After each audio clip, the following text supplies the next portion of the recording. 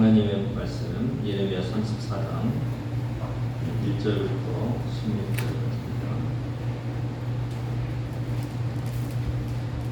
바벨론의 느부갓네살 왕과 그의 모든 군대와 그의 통치하에 있는 땅의 모든 나라와 모든 백성이 예루살렘과 그 모든 성읍을 칠 때에 말씀이 여호와께로부터 예레미야에게 임하여 이르시되 이스라엘의 하나님 여호와께서 이와 같이 말씀하시리라.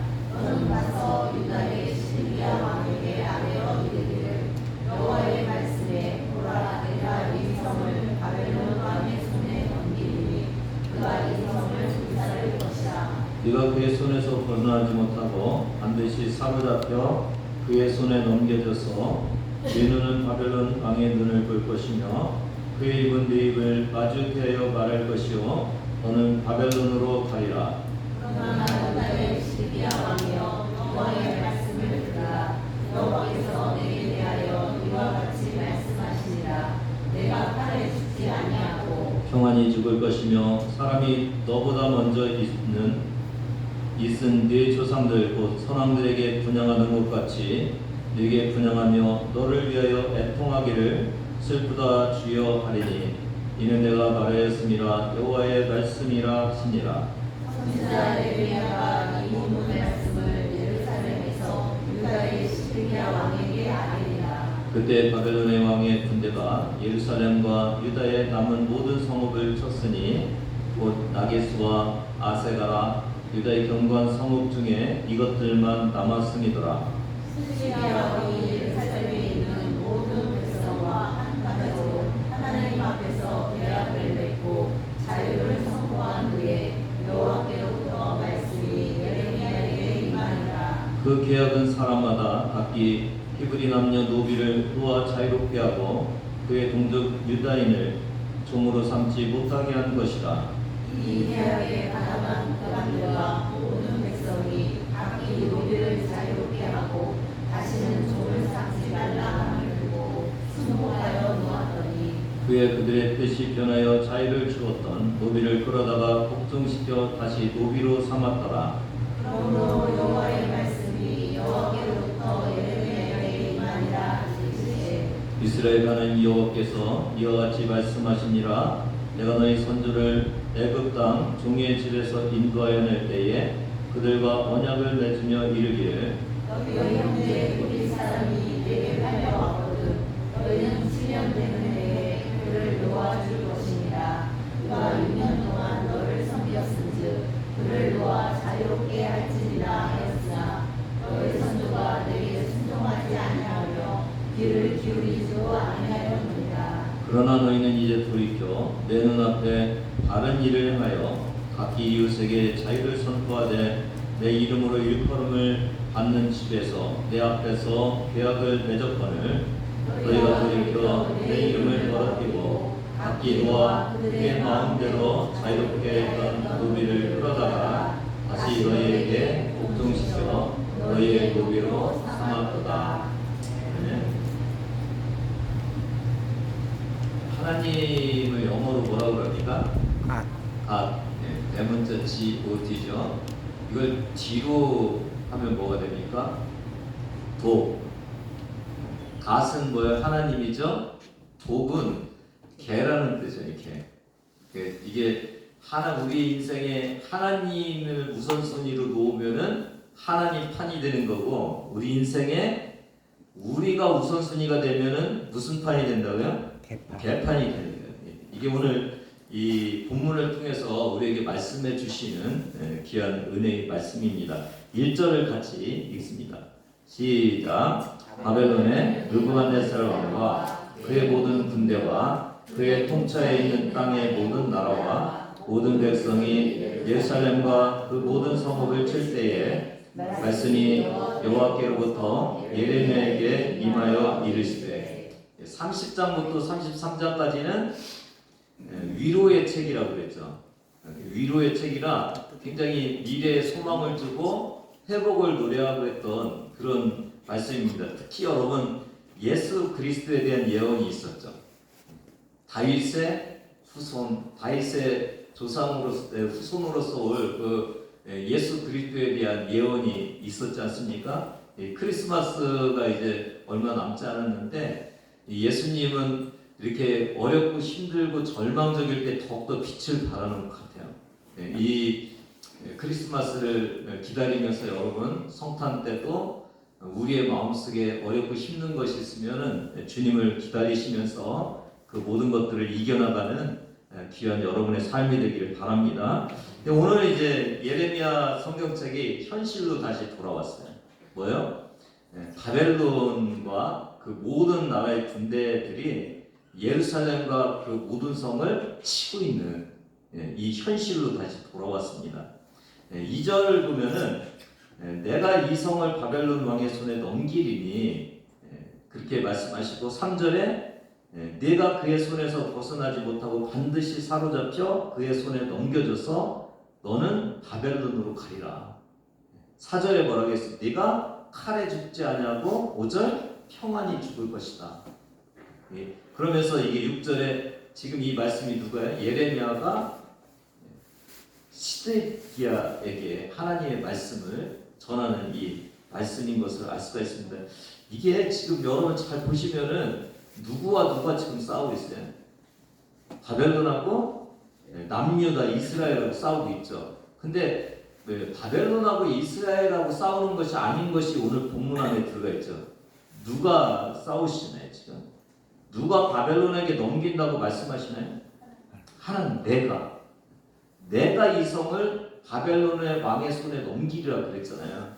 이거는 이스라엘이 힘이 없어서 그러는 것이 아니라 하나님께서 이 일을 행하고 계시는 것을 우리에게 말씀해 주고 계시는 거예요. 그렇죠? 그러면서 하나님은 단지 바벨론 왕의 손에 넘긴 것만이 아니라 사로잡혀 갈 것도 말씀해 주시고, 근데 가서 너는 칼에 죽지 아니할 것이고 또 평안히 죽을 것이라는 모든 것들을 하나님께서 이미 말씀하고 계셔요. 여러분, 하나님은 생사화복을 주관하시는 분이죠. 아멘. 하나님의 뜻이 아니면은 아무리 바벨론 왕이 칼로 죽이고 싶어도 죽일 수 없다는 것을 저와 여러분이 인정하시기를 바랍니다. 모든 것은 하나님 손에 있음을 우리가 다시 한번 기억하시는 그런 시간이 되기를 바랍니다. 그런데 자꾸 하나님이 너희는 바벨론에 의해서 질 거라고 계속 반복적으로 말씀하시는 것을 우리가 들어왔잖아요. 이유가 뭔가요? 하나님은 자꾸 내가 너희를 바벨론에 붙들려 가게 할 거라고 왜 계속 말씀하실까요? 이스라엘이 바벨론에게 지는 것과 하나님이 지게 하는 것은 굉장히 큰 차이가 있죠. 맞죠? 네. 이스라엘이 바벨론에게 지면은 이스라엘은 어느 나라예요? 하나님의 백성이죠. 하나님의 군대죠.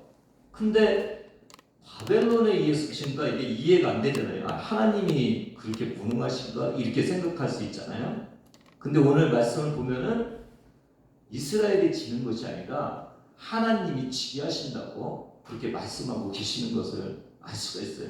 굉장히 중요한 일이죠. 하나님이 바벨론 군대를 사용하셔서 이스라엘을 치고 계시는 거예요. 이스라엘과 바벨론과의 관계가 아니라 하나님과 이스라엘의 관계에 뭔가 문제가 있음을 말씀해 주고 있는 것을 알 수가 있습니다. 여러분, 우리에게도 어떤 일이 일어났을 때 먼저 뭘 생각해 보야 된다고요? 이게 어디서 왔는지. 문제가 내가 잘못해서 실수로 올 수도 있어요.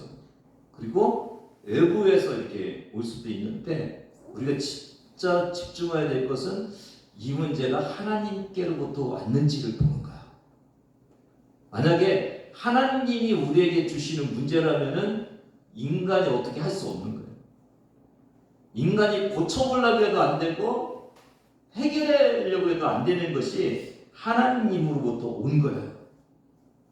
마치 의사가 병원에 가면은 뭘 해요? 진단을 하죠. 그리고 변명이 무엇인데 어디서 왔다. 그러면 이제 뭐가 나와요? 처방이 나오잖아요. 저와 여러분의 문제도 그냥 무작정 하나님께 이거 해결해 주세요가 아니라 문제가 하나님으로부터 왔는지, 하나님이 주시는 문제인지 아닌지를 우리가 알으면은 이제 하나님이 주시는 문제는 어떻게 해요? 하나님께 다가서 회개하고 죄 문제를 해결하고 용서함 받고 그래야 이게 풀려지는 거죠. 저와 여러분 오늘 예배를 드리시면서 내 문제에 하나님의 하나님으로부터 오는 이 문제인지를 깨닫는 귀한 은혜가 있기를 주님의 이름으로 부탁을 드립니다. 하나님은 무슨 유익이 있어서 이방 민족에게 이렇게 백성을 파하시나요? 왜 바벨론을 끌어들여 갖고 이스라엘을 끌려가게 하시나요? 지금 이스라엘 백성들이 누구를 섬기고 있었어요? 하나님을 떠나서 우상 숭배를 하고 있었죠. 우상이 자기네들을 책임질 줄 알았어요. 근데 바벨론에 의해서 끌려가는 걸 보면은 우상이 자기네들을 책임질 수 없다는 것을 아는 거죠. 우리를 책임질 분은 누구밖에 없다는 것을요? 하나님밖에 없다는 것을 깨닫게 해주시는 것이 이방을 이용해 갖고 이스라엘 백성들을 살려가게 하는 이 목적인 것을 저와 여러분이 다시 한번 깨닫기를 바랍니다. 오늘 여러분 예배드리러 오셔갖고 혹시 어렵고 문제가 있어서 불평의 마음이 있고 힘들고 어려우십니까? 아닙니다. 하나님은 여러분을 사랑하십니다. 예수 그리스도를 보내서 죽기까지 여러분을 사랑하셨기 때문에 하나님은 우리가 원망할 일을 하나도 하지 않으시는 분이에요. 그냥 감사하시는 여러분 되기를 바랍니다. 그러니까 바벨론을 물리칠 수 있는 그 길은 오직 하나님인 것을 깨닫게 해주셨듯이 오늘 저와 여러분도 어렵고 힘든 일이 있으면은 오직 이 문제를 해결할 분은 하나님이심을 고백하시는 귀한 은혜의 시간이 되기를 주님의 이름으로 부탁을 드립니다. 7절을 같이 읽습니다. 시작. 그때에 바벨론의 왕의 군대가 예루살렘과 유다에 남은 모든 성읍을 쳤으니 곧 라기스와 아세가 유다의 견고한 성읍 중에 이것들만 남았습니다. 1절에는 모든 성읍을 친다고 이렇게 표현이 돼 있어갖고 많은 성읍이 지금 공격을 받고 있는 것 같이 그렇게 느껴졌는데 7절을 보니까 어디만 남았어요? 예루살렘과 라기스와 아세가만 남았어요. 뒤에 뭐라고 했어요? 유다의 견고한 성읍 중에 이것들만 남았다. 그러니까 유다의 견고한 성읍이 이것 말고 더 있었어요? 없었어요? 더 있었어요. 그 성읍이 어떻게 했다고요? 다 무너져 버린 거예요. 그리고 견고한 성읍 중에서 지금 어디만 남았다고요? 라기스와 아세가만 남았어요. 이스라엘 백성들이 견고한 성읍을 건설하고 그것을 통해서 적으로부터 공격을 막아내려고 했어요. 근데 그 견고한 성읍들이 다 어떻게 됐다고요? 무너졌어요. 두 성읍만 남았어요. 사랑하는 여러분 믿지 마시기를 바랍니다. 여러분이 만들어 놓은 안전을 너무 믿지 마시기 바랍니다. 그것에 의해서 지켜지는 것이 아님을 오늘 알 수가 있어요. 하나님이 무너뜨리면은 금방 무너질 것들이 우리가 생각하는 견고한 것들임을 다시 한번 깨닫는 시간이 되기를 바랍니다. 근데 오늘 이 본문에 굉장히 흥미롭고 중요한 한 사건이 일어나요. 그게 이 거의 망해가고 있는 이 상황 속에서 이스라엘 백성이 하나님 앞에서 계약을 하나 맺어요. 9절입니다. 8절입니다. 같이 8절, 9절, 10절을 같이 읽습니다. 시작. 시드기야 왕이 예루살렘에 있는 모든 백성과 한 가지로 하나님 앞에서 계약을 맺고 자유를 선포한 후에 여호와께로부터 말씀이 예레미야에게 임하니라. 그 계약은 사람마다 각기 히브리 남녀 노비를 모아 자유롭게 하고 그의 동족 유다인을 종으로 삼지 못하게 하는 것이다.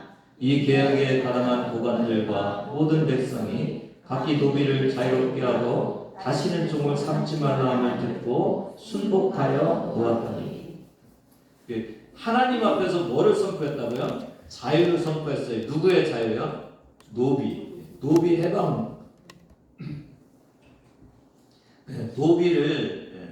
자유롭게 놓는 그 일을 하나님 앞에서 계약을 하고 자유를 준 거예요. 왜 이런 일이 있었을까요? 큰일 같지는 않아요. 제가 볼 때는 이게 상황이 바벨론에 의해서 지금 자기네들이 다 망해가고 있죠. 만약에 끌려간다면은 노비를 부리고 있는 그 주인도 뭐가 될 수밖에 없어요. 노비가 되죠. 그러면 자기가 부리던 그 노비는 당연히 자기의 수반이 아니죠. 그러니까 이 정도의 상황에서는 야 노비 자유롭게 놔주자 그러면 할 것 같아요.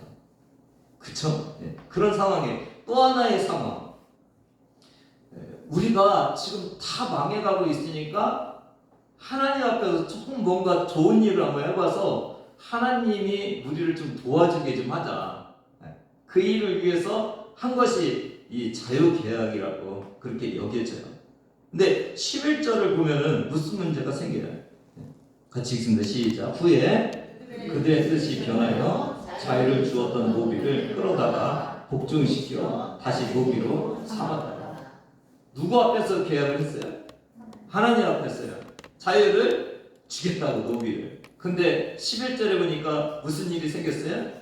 계약을 하고 다 놓아졌다가 다시 끌어다가 노비를 삼은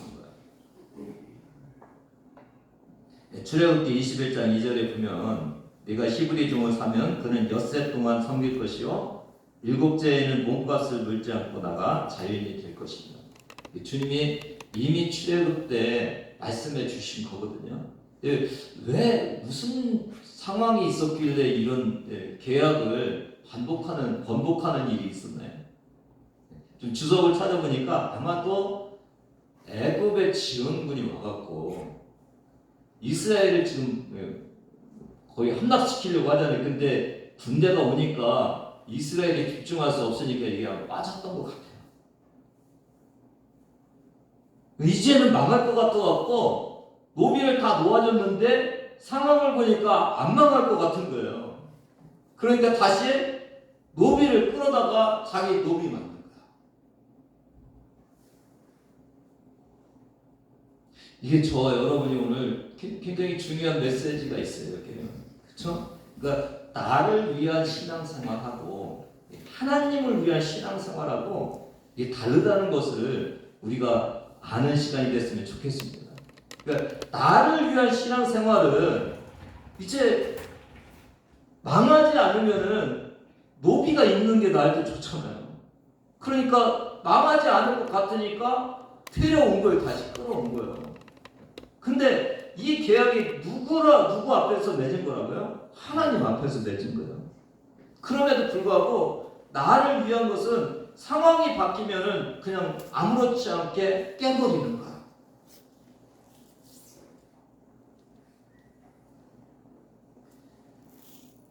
흥정이죠. 그러니까 순수한 신앙이 아니라 흥정하는 신앙을 하고 있는 거죠. 하나님 앞에서 마저도 내 상황이 좋아지면 그 언약을, 약속을 그냥 헌신짝처럼 쳐버릴 수 있는 것이 나를 위한 신앙생활이에요. 사랑하는 여러분, 오늘 여러분은 어떤 신앙생활을 하고 계신가요?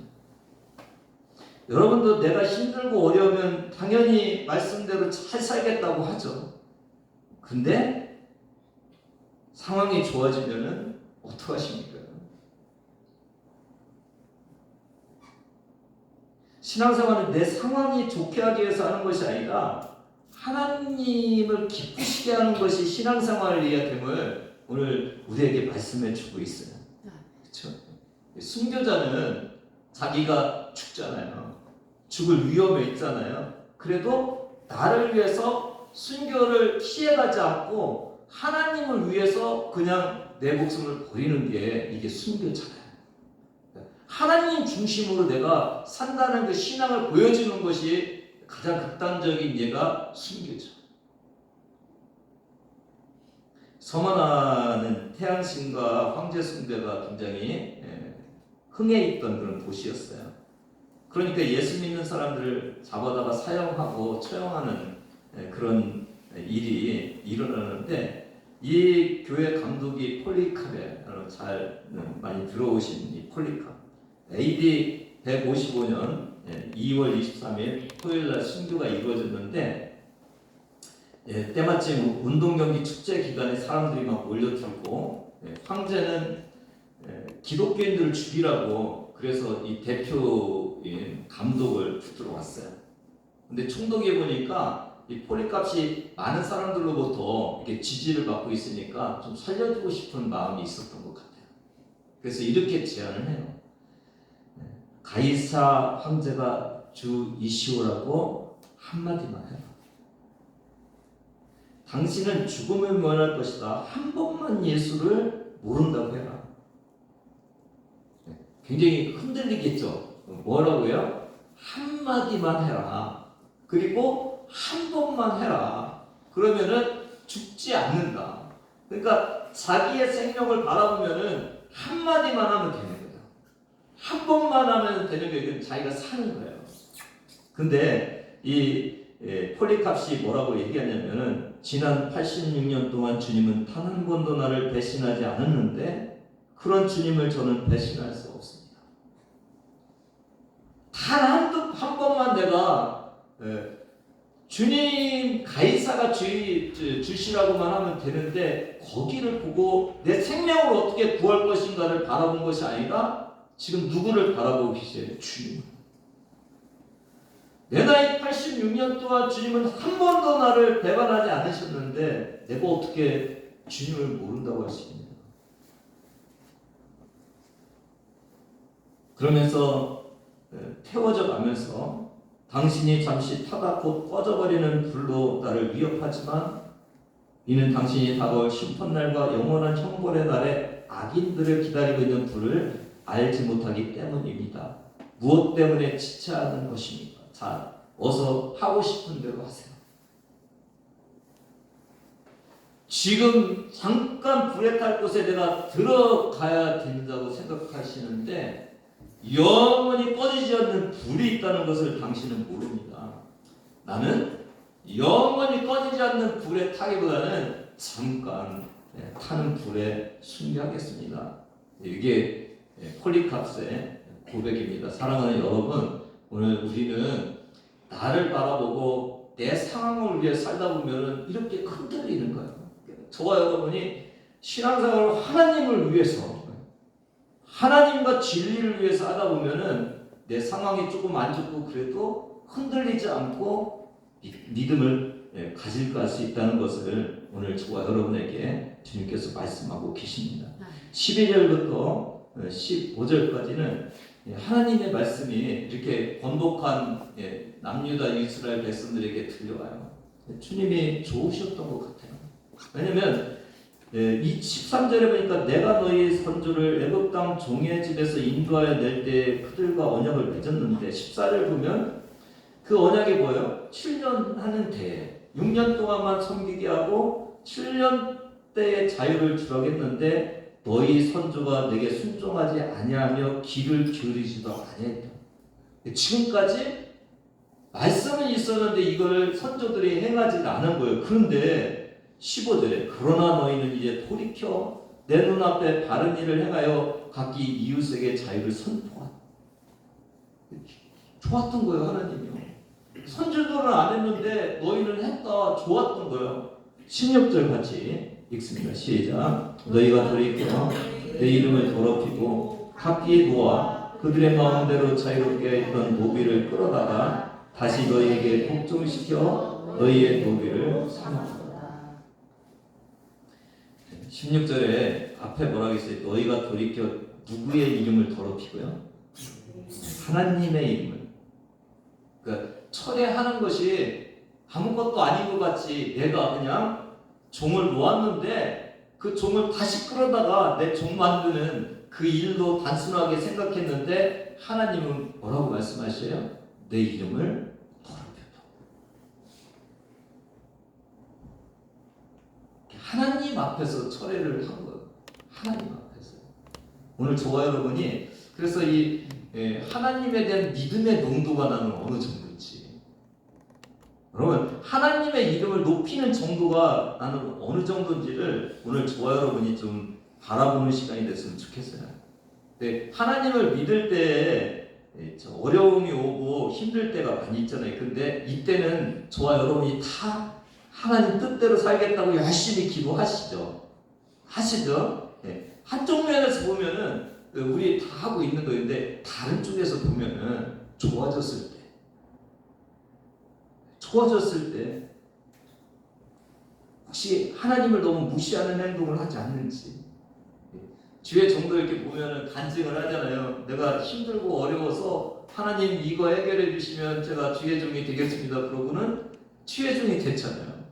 근데 우리의 많은 부분에서 보면은 하나님 어렵고 힘들 때는 주님 도와주세요. 그러면 주님 뜻대로 살겠습니다. 그랬는데 상황이 좋아지고 나서 우리가 가볍게 잊어버리고 살 때가 얼마나 많습니다. 우리도 하나님과의 약속을 헌신처럼 믿고 살 때가 참 많이 있는 그런 존재들임을 오늘 저와 여러분이 고백하게 되죠. 그러면서 이게 힘들고 어려운 때가 신앙생활하는데 어려운 것이 아니라 좋아졌을 때 그때 주님과의 약속을 지키는 것이 참 이게 중요하고 어렵구나라는 것을 저와 여러분에게 느끼게 하고 있습니다. 여러분, 우리가 하나님께 주시는 이 어려움을 주님이 나에게 가까이 오라고 주시는 어려움인데 그 어려움이 지났다고 다시 하나님을 떠난다는 것은 이게 참 잘못된 것임을 다시 한번 기억하시면서 오늘 이들같이 그렇지 않는 우리의 삶이 되기를 바랍니다. 여러분, 부모가 자식들이 뭔가 잘해주는 것을 바라요? 자식들을 바라요? 자식을 바라잖아요. 하나님도 우리가 뭔가 하나님이 원하시는 것은 우리 자신이죠. 우리가 자꾸 떠나가 버리면 하나님이 싫은 거예요. 우리가 자꾸 복만 달라가고 복이 해결되면 떠나가 버리면 주님 섭섭하신 거예요. 하나님은 누구를 원한다고요? 저와 여러분을 원해요. 주님. 오늘 저와 여러분 이렇게 보면 우리가 신앙생활하면서 잘 살기 위해서 신앙생활할 때가 참 많은데 곰곰이 한번 생각해 보세요. 하나님은 우리가 잘 사는 것 이상으로 중요하신 분이에요. 십자가에서 우리를 위해서 돌아가셨잖아요. 우리를 영원히 살 수 있는 그곳에 이끄시는 분이잖아요. 우리가 영원히 그분을 왕으로 모시고 살아가야 되잖아요. 그러니까 지금 내 문제보다 훨씬 더 중요하고 귀중하신 분이 하나님이시거든요. 오늘 그 하나님을 붙들고 사셔야 돼요. 내 삶의 문제뿐만 아니라 여전히 하나님은 중요하시고 필요하십니다. 그렇게 고백하시는 저와 여러분 되기를 바랍니다. 오늘 이 하나님을 섭섭하고 하나님은 이름이 더럽겠다는 걸 보면서 이런 생각이 들지 않습니까? 우리가 하나님 앞에서 삶을 살지 않고 있구나.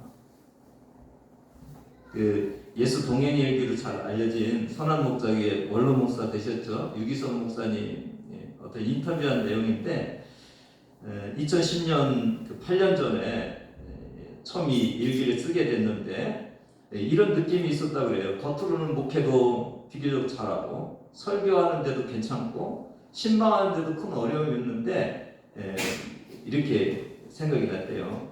하지만 스스로 정말 내 안에 주님이 계신가 하는 의구심이 들었고 잘 변하지 않는 삶의 자책감도 느꼈다. 한마디로 눌려 있었다.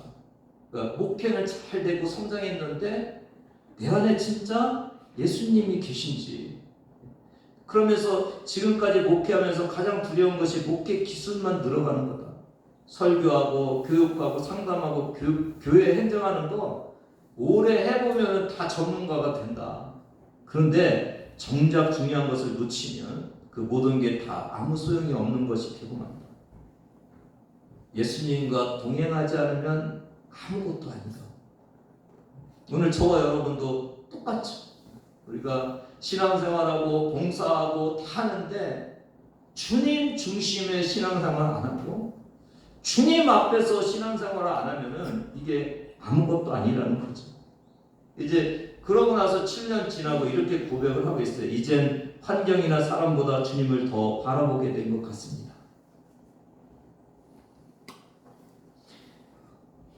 더 이상 주변 사람들의 평가에 크게 흔들리지 않습니다. 전엔 사람들의 눈을 의식해 칭찬받으려고 했습니다. 하지만 그런 칭찬은 아무리 많이 받아도 갈증만 더 깊어질 뿐입니다.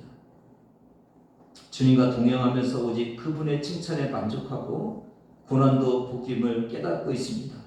정말 엄청난 변화를 경험했습니다.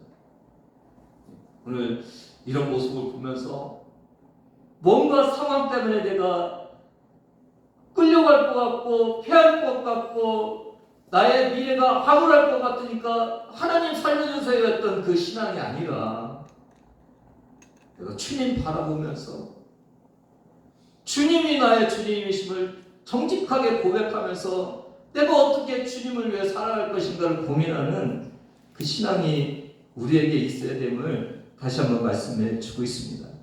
우리 교회는 자연스럽게도 특별하게도 이게 아마 리모델링을 다른 분이 이렇게 해주셔서 이렇게 된 건데 대부분은 저희 이제 구세군 마크가 있고 그런데 우리는 코란데오가 딱 있어요.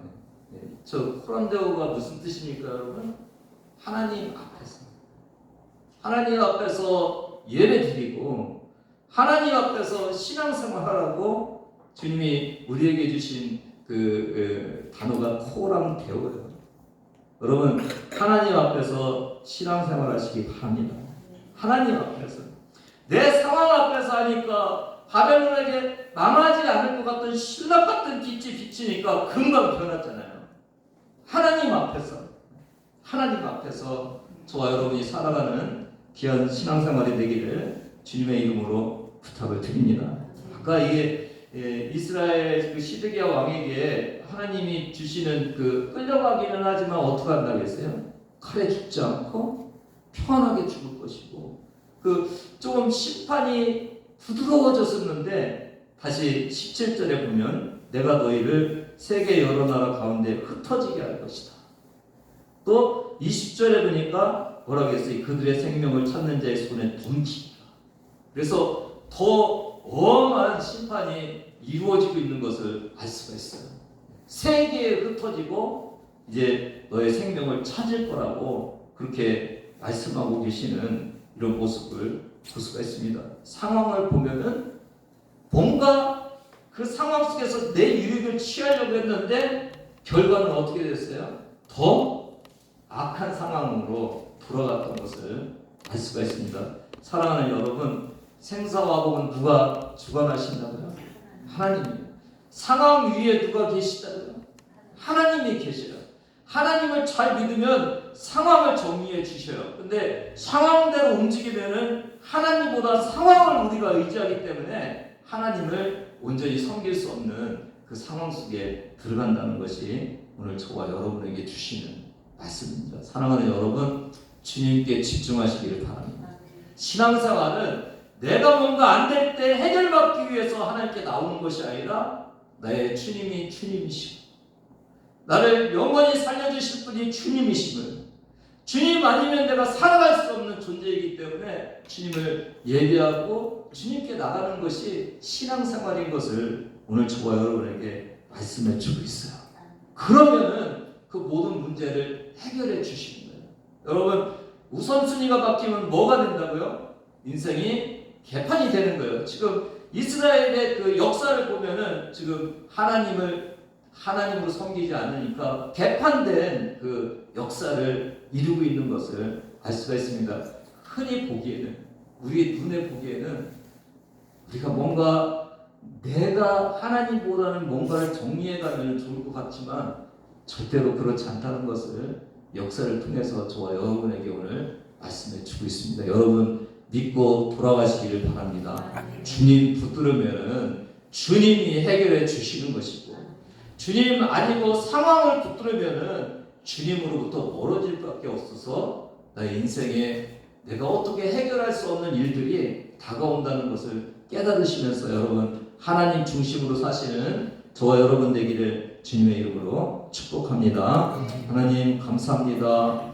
이스라엘의 남유다의 멸망의 이 현장 속에서 오늘도 저에게 말씀해 주셔서 감사를 드립니다. 하나님, 때로 우리는 상황을 보면서 아버지 주님을 잘 믿을 때도 있고 주님으로부터 멀어져서 내 힘과 내 뜻으로 살 때도 많이 있는데, 하나님 우리에게 주님만 바라볼 수 있는 믿음을 허락하여 주시옵소서.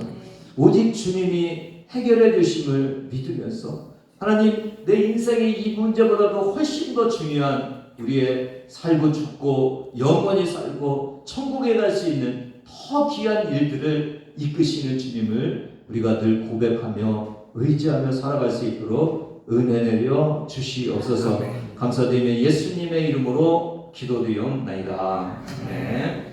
우리 주 예수 그리스도의 은혜와 하나님 아버지의 무한하신 사랑하심과 성령님의 감동과 역사하심이 오늘 상황 위에 계신 하나님을 인정하며 고백하며 주님께 예배하며 살기를 원하는 주의 자녀들 머리머리 위에 지금부터 영원까지 함께 하시기를 간절히 축원하옵나이다.